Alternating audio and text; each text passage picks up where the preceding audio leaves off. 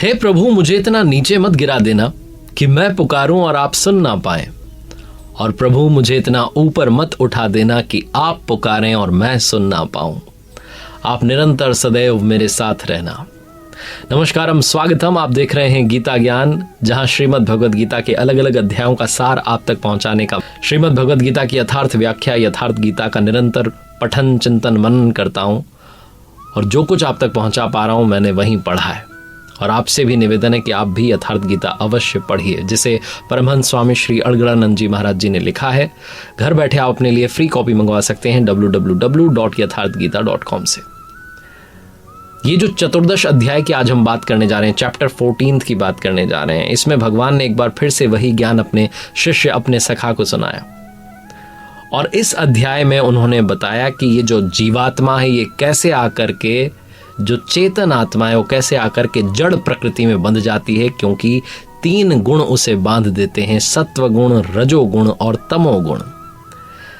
जो साइंटिस्ट ने अब बताया कि प्रोटॉन, इलेक्ट्रॉन, न्यूट्रॉन होते हैं, भगवान ने हजारों वर्ष पूर्व बता दिया कि वो 3 गुण हैं जिनसे प्रकृति जो है बंधी हुई है, जीवात्मा यहाँ बंधी हुई है। प्रकृति तो अनादि है, लेकिन जीवात्मा को उसने बांध रखा है इन 3 गुणों में।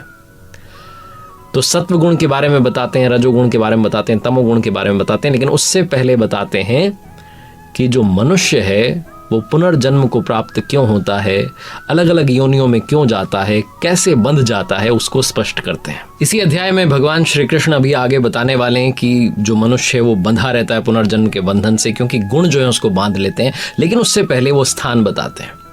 श्री भगवान उवाच मम योनिर्महद ब्रह्म तस्मिन् गर्भम दधाम्यहम संभवः सर्वभूतानां ततो भवति भारत। अर्जुन, मेरी जो महद ब्रह्म अष्टधा मूल प्रकृति है वो संपूर्ण भूतों की योनि है, इसी में सब उत्पन्न होते रहते हैं। उसमें मैं चेतन रूपी बीज को स्थापित करता हूं, और जड़ चेतन का संयोग होता है तो सब भूतों की उत्पत्ति होती है। वो आगे कहते हैं कि सब योनियों में जितने शरीर उत्पन्न हो रहे हैं उन सब की योनि यानी कि गर्भ धारण करने वाली जो माता है वो 8 भेदों वाली मूल प्रकृति है, और मैं ही बीज का स्थापन करने वाला पिता हूं। ना कोई और माता है, ना कोई और पिता है। जब तक ये जड़ चेतन का संयोग रहेगा तब तक कोई ना कोई निमित्त बनता रहेगा। ये जो चेतन आत्मा है ये जड़ प्रकृति में जाकर के बंध क्यों जाती है, इसको स्पष्ट करते हैं, बड़े ध्यान से समझिएगा। भगवान कहते हैं सत्वम रजस्तम इति गुणाः प्रकृति संभवाः निबधनन्ति महाबाहो देहिन म व्ययम। अर्जुन, सत्व गुण, रजोगुण और तमोगुण, प्रकृति से उत्पन्न हुए इन 3 गुणों से ही ये जो जीवात्मा है ये शरीर में बंध जाती है। किस तरीके से बंध जाती है? तत्र सत्वम निर्मलत्वात् प्रकाशकम नामयम सुख संगेन बधनाति ज्ञान संगेन चानघ। भगवान कहते हैं अर्जुन, 3 गुणों में जो प्रकाश करने वाला है, जो निर्विकार है, वो सत्व गुण है। वो निर्मलत्वात्, निर्मल होने की वजह से सुख में और ज्ञान की आसक्ति में, उसकी चाह में आत्मा को शरीर में बांध देता है। यानी कि जो सद्गुण है, जो सत्व गुण है, वो भी एक तरीके का बंधन है। अंतर ये है कि ये जो है सुख जो मिल रहा है यहाँ वो परमात्मा में मिल रहा है, ज्ञान जो मिल रहा है वो साक्षात्कार का नाम है। और सत्व गुणी तब तक ही बंधा हुआ है जब तक वो दर्शन नहीं हो जाते, वो साक्षात्कार नहीं हो जाता, वो प्रत्यक्ष जानकारी नहीं मिल जाती। आगे रजोगुण के बारे में बताते हैं, कहते हैं रजो रागात्मकम विद्धि तृष्णा संग समुद्भवम तन्नी बधनाति कौन्तेय कर्म संगेन देहिनम। राग जो है ना, उसका जीता जागता स्वरूप, हमारा राग लगा ही रहता है, वो रजोगुण है। उसे तू कामना से, आसक्ति से पैदा हुआ जान। ये जीवात्मा को, हमारी इस आत्मा को कर्म में और उसके फल की आसक्ति में बांधता है कि फल मिलेगा। ये कर्म में जो है प्रवृत्ति देता है रजोगुण। अब तमोगुण की बात करते हैं। भगवान कहते हैं तमस्त्व ज्ञान जम विद्धि मोहनम सर्वदेहिनाम प्रमादालस्य निद्राभिस तन्नी बधनाति भारत। जितने भी देहधारी हैं, जितने भी मनुष्य दिखाई दे रहे हैं, इनको मोहने वाला है तमोगुण। और ये तमोगुण जो है ये अज्ञान से उत्पन्न हुआ है। ये इस आत्मा को, जीवात्मा को बेकार की चेष्टाओं में, बेकार की चेष्टा, बिना मतलब की इच्छाएं पैदा हो जाती हैं। आलस्य आ जाता है कि कल करेंगे, नींद आ जाती है। कई बार नींद का मतलब लोग समझ लेते हैं जो हम ज़्यादा सोते हैं, वो नहीं, तमोगुणी ज़्यादा सोता है। यानी कि स्वामी जी यथार्थ गीता में कहते हैं, या निशा सर्वभूतानाम तस्याम जागृति संयमी। तमोगुणी इस जगत रूपी निशा में रात दिन व्यस्त रहता है, और जो प्रकाश स्वरूप है, जो परमात्मा का प्रकाश है, उसकी तरफ उसका ध्यान नहीं जाता। वो इसी को सब कुछ मान करके बैठा रहता है, इसी निद्रा में फंसा रहता है, इसी में हमेशा सोता रहता है। ये जो तीनों गुण हैं, इनके बंधन को अब ग्रुप में बताते हैं, सामूहिक इसका स्वरूप बताते हैं। कहते हैं सत्वम सुखे संजयति रजः कर्मणि भारत ज्ञान मावृत्य तू तमः प्रमादे संजयत्युत। प्रभु कहते हैं कि अर्जुन सत्वगुण सुख में लगा रहा है, परम सुख की धारा में हमें लगा रहा है। रजोगुण जो है वो हमें कह रहा है कि कर्म करो, फल की भी इच्छा करते रहो। तमोगुण जो है वो ज्ञान को तो साइड कर देता है और सिर्फ आलस्य में बिना मतलब की चेष्टाओं में इस मन को लगा रहा है। ये सारे गुण जब एक ही जगह पर, एक ही हृदय में हैं, तो अलग अलग कैसे डिवाइड हो जाते हैं, इसको भगवान बताते हैं।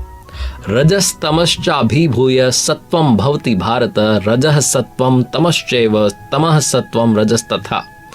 कहते हैं अर्जुन, रजोगुण और तमोगुण को दबा करके सत्वगुण जो है वो बढ़ता है, सत्वगुण और तमोगुण को दबा करके रजोगुण बढ़ता है, और रजोगुण और सत्वगुण को दबा करके तमोगुण बढ़ता है। कैसे हम पहचाने कि कौन सा गुण कब कार्य कर रहा है, इसे आगे स्पष्ट करते हैं। भगवान श्री कृष्ण कहते हैं, श्री भगवान उवाच सर्वद्वारेषु देहेऽस्मिन् प्रकाश उपजायते ज्ञानम यदा तदा विद्याद् विवृद्धम सत्वमित्युत।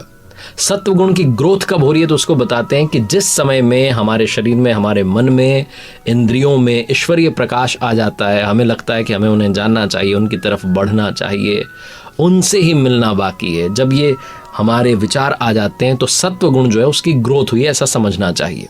आगे कहते हैं, लोभा प्रवृत्ति आरंभ कर्मणाम शमः स्पृहा रजस्येतानि जायन्ते विवृद्धे भरतर्षभ। हे अर्जुन, रजोगुण की जब ग्रोथ हो रही है, जब उसकी जो विशेष वृद्धि हो रही है, उसको बताते हैं कि उसमें क्या हो रहा है, लोभ आ रहा है। आप जो हैं लोभ में, काम में प्रवृत्त करने की जो चेष्टा है आपकी, कर्मों का आरंभ है, अशांति आ रही है, मन में चंचलता आ रही है, विषय भोगों में आपकी लालसा जा रही है, ये सब पैदा होते हैं। जब ये सब आपके मन के विचार हैं तो समझिए कि रजोगुण जो है उसकी ग्रोथ हुई है। अब कैसे हम पहचानें कि तमोगुण जो है उसकी ग्रोथ हो गई है, वो बढ़ गया है? तो कहते हैं, अप्रकाशो अप्रवृत्ति प्रमादो मोह एव च समस्येतानि जायन्ते विवृद्धे कुरुनंदन। हे कुरुनंदन, हे अर्जुन, तमोगुण के बढ़ने पर क्या होता है, ईश्वरीय प्रकाश की तरफ नहीं बढ़ने का स्वभाव होता है कि यही सब कुछ है जो हमें जन्म मिला है, ये जो हम आ गए हैं धरती पर मस्ती करने के लिए, मौज करने के लिए, मज़े लेने के लिए, यही हमारे जीवन का मकसद है। इस तरीके के विचार आते हैं। जो कार्यम कर्म है, जो करने योग्य प्रक्रिया है, जिसको बार बार बताया, ध्यान, चिंतन, आराधना, उसमें इंटरेस्ट नहीं लेता है आदमी। मनुष्य का इंटरेस्ट उसमें खत्म हो जाता है, वो व्यर्थ की चेष्टाएं जो हैं उसके अंदर आ जाती हैं। और ये सब जब उत्पन्न होती हैं तो आप समझिए कि तमोगुण जो है उसकी ग्रोथ हुई है। इन गुणों की जानकारी से हमें मिलेगा क्या, हमें लाभ क्या है? तो कहते हैं, यदा सत्वे प्रवृद्धे तु प्रलयम याति देहभृत तदोत्तम विदाम लोकान मलान प्रतिपद्यते। जब ये जीवात्मा सत्व गुण की ग्रोथ में, जब सत्वगुण बढ़ा हुआ है और मृत्यु को प्राप्त हो रही है, शरीर त्याग रही है, तब जो उत्तम कर्म करने वालों के मल रहित दिव्य लोक हैं उन्हें प्राप्त होती है, यानी कि दिव्य लोकों में आत्मा जाती है। फिर आगे कहते हैं, रजसी प्रलयम गत्वा कर्म संगीषु जायते तथा प्रलीनस्तमसी मूढ़ योनिषु जायते। जब रजोगुण की ग्रोथ हुई है, रजोगुण जब बढ़ चुका है और उस वक्त अगर मृत्यु होती है तो उस वक्त जो मृत्यु को प्राप्त हो रहा है वो कर्मों की आसक्ति वाले, हम जो मनुष्य कर्मों की आसक्ति में रहते हैं, हमेशा कर्म करने में हम अटके रहते हैं, उस योनि में जन्म लेता है। और जो तमोगुण की वृद्धि में जब मृत्यु हुई तो तमोगुण की जो ग्रोथ है वो बहुत हाई थी, तमोगुण बहुत ज़्यादा थे। जब ऐसे किसी मनुष्य की मृत्यु होती है, डेथ होती है, तो वो जो पुरुष है वो मूढ़ योनियों में जन्म लेता है, यानी कि कीट पतंग बन जाता है, जानवर बन जाता है, बहुत सारी योनियाँ हैं, उनमें वो घूमता रहता है। इसीलिए गुणों में भी हम इंसानों को, मनुष्यों को सात्विक गुण वाला होना चाहिए, सत्व गुण की तरफ बढ़ना चाहिए। ये जो नेचर का बैंक है, ये हमारे गुणों को मरने के बाद भी हिसाब वहां से वापस चालू हो जाता है। अब इसका रिजल्ट क्या है वो समझाते हैं। श्री भगवान उवाच कर्मणः सुकृतस्याहुः सात्विकम निर्मलम फलम रजसस्तु फलम दुखम ज्ञानम तमसः फलम। भगवान कह रहे हैं कि सात्विक कर्म जो है उसका फल सात्विक है, निर्मल है, सुख है, ज्ञान है, वैराग्य है। जो राजस कर्म है, जिसमें आपने फल की इच्छा से कर्म किया, उसका फल दुख है। और जो तामस कर्म है, जिसमें आपने कर्म भी नहीं किया है, वो फल अज्ञान है। आगे कहते हैं सत्यात् संजायते ज्ञानम रजसो लोभ एव च प्रमाद मोहो तमसो भवतो अज्ञानमेव च। सत्व गुण जो है उससे ज्ञान उत्पन्न होता है, ईश्वरीय अनुभूति का प्रवाह होने लगता है। रजोगुण जो है उससे लोभ आता है और तमोगुण जो है उससे आलस्य आता है, मोह आता है। ये सब जो है उत्पन्न होकर के कौन सी गति देते हैं, वो गति आगे स्पष्ट करते हैं। श्री भगवान उवाच ऊर्ध्वं गच्छन्ति सत्वस्था मध्ये तिष्ठन्ति राजसाः जघन्य गुण वृत्तिस्था अधो गच्छन्ति तामसा। सत्व गुण में जो पुरुष स्थित होता है वो ऊर्ध्व मूलम यानी कि परमात्मा की तरफ प्रवाहित होता है, निर्मल लोकों की तरफ जाता है। रजोगुण में जो आ रहा है वो मध्यम श्रेणी के मनुष्य होते हैं, जिनके पास ना तो विवेक वैराग्य है और ना ही वो अधम योनियों में जाते हैं, पुनर्जन्म को प्राप्त होते हैं। और जो निंदित तमोगुण है यानी कि जिनके लिए निंदा की गई है, उन गुणों की तरफ नहीं जाना चाहिए, उनको जो प्राप्त हुए वो अधोगति में जाते हैं, यानी कि पशु पक्षी कीट पतंग आदि ये जो योनियां हैं इनमें चले जाते हैं। इसलिए तीनों जो गुण हैं वो किसी न किसी योनि के कारण है।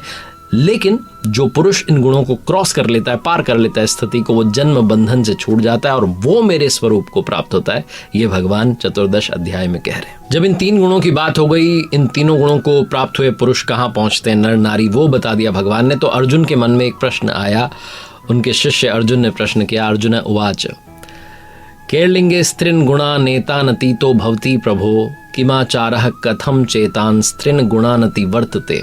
कहते हैं भगवान, इन तीनों गुणों को जो पार कर चुका है पुरुष, वो किन किन लक्षणों से युक्त होता है और किस तरीके के आचरण वाला होता है और किस उपाय से मैं इन तीनों गुणों से अतीत हो सकता हूँ, इन तीनों गुणों को पार कर सकता हूँ, जो कि प्रश्न आपके भी मन में स्वाभाविक है। भगवान श्री कृष्ण अपने सखा, अपने मित्र अर्जुन के प्रश्नों का समाधान करते हैं और कहते हैं श्री भगवान उवाच प्रकाशम च प्रवृत्तिम च मोहमेव च पांडव न द्वेष्टि संप्रवृत्तानि न निवृत्तानि कांक्षति। कहते हैं अर्जुन, जो पुरुष सत्व गुण के कार्य रूप जो ईश्वरीय प्रकाश है, रजोगुण का जो कार्य रूप है प्रवृत्ति, आसक्ति, लगाव, और जो तमोगुण है यानी कि मोह, उसको ना तो प्रवृत्त होने पर बुरा समझता है, ना निवृत्त होने पर उसकी आकांक्षा करता है, उदासीन के सदृश गुणों से विचलित नहीं हो सकता, गुण गुण में ही बरतते हैं ये जान लेता है, तभी वो चलायमान नहीं होता, रास्ता नहीं भटकता, वही गुणों से अतीत होता है, वो त्रिगुणातीत होता है, वो तीनों गुणों को पार कर चुका है। जो निरंतर स्वयं में ही आत्म भाव में स्थित है, जो सुख और दुख में समान भाव रखता है, मिट्टी पत्थर स्वर्ण में समान भाव रखता है, प्रिय अप्रिय में समान भाव रखता है, निंदा स्तुति में समान भाव रखता है, तारीफों बुराइयों से फर्क नहीं पड़ता, मान अपमान में समान भाव रखता है, मित्र शत्रु में समान भाव रखता है, वो संपूर्ण गुणों से अतीत हुआ पुरुष गुणातीत कहा जाता है। अब ये गुणों से पार कैसे जा सकते हैं उसकी विधि को बताते हैं। एक बार फिर से याद दिलाते हैं अपने सखा, अपने शिष्य को। माम च यो अव्यभिचारेण भक्ति योगेन सेवते स गुणान समतित्यतान ब्रह्म भूयाय कल्पते। जो पुरुष अव्यभिचारिणी अनन्य भक्ति, जिसमें मेरे अलावा किसी और का चिंतन ना आए, इस तरीके की भक्ति करता है, मुझे भजता है, वो इन तीनों गुणों को पार करके, अच्छी प्रकार से पार करके पर ब्रह्म के साथ, परमात्मा के साथ एक होने के योग्य हो जाता है, कैपेबल हो जाता है। वो इस बार बार के चक्कर से, पुनर्जन्म के चक्कर से पार पा जाता है और इसे ही कल्प कहा जाता है। इसे ही वो असली कल्प जिसके बारे में बात होती है, एक तो प्रकृति कल्प करती है, एक परमात्मा कल्प करते हैं, वो कल्प कहा जाता है। ब्रह्म के साथ जब एक हो जाता है तो ये वास्तविक कल्प कहलाता है। और अंत में भगवान कहते हैं ब्रह्मणो ही प्रतिष्ठा अहम अमृतस्य व्ययस्य च शाश्वतस्य च धर्मस्य सुखस्य कांतिकस्य च। हे अर्जुन, उस अविनाशी ब्रह्म का जहाँ कल्प हो रहा है, अमृत का, शाश्वत धर्म का, अखंड एक रस आनंद का मैं ही आश्रय हूँ, मैं ही सहारा हूँ। परमात्मा में स्थित जो सद्गुरु हैं वही इनका आश्रय हैं। भगवान श्री कृष्ण यही स्पष्ट करते हैं कि अगर आपको उस एक रस आनंद तक पहुंचना है तो जो तत्व स्थित महापुरुष हैं उनकी शरण में जाइए, वहीं आपको वास्तविक जानकारी मिलेगी। अगर आप इस परमात्मा पथ पर, अगर आप इस रास्ते पर चलना चाहते हैं, इन तीनों गुणों को, सत्व गुण, रजोगुण, तमोगुण, तीनों को पार करके उस स्थिति को पाना चाहते हैं, इसीलिए इस 14 अध्याय का नाम है गुणत्रय विभाग योगो नाम 14 अध्याय। देखते रहिए गीता ज्ञान, हर श्रीमद् भगवद गीता के अलग अलग अध्यायों का सार आप तक पहुंचाने का। अगर आप घर बैठे श्रीमद् भगवद गीता की यथार्थ व्याख्या, यथार्थ गीता पढ़ना चाहते हैं, www.यथार्थगीता.com से अपने लिए फ्री में एक कॉपी मंगवा सकते हैं, जिसे लिखा है परमहंस स्वामी श्री अड़गड़ानंद जी महाराज जी ने। जय गुरुदेव, जय श्री कृष्णा। भगवान की कृपा हम सभी पर असीम कृपा बनी रहे।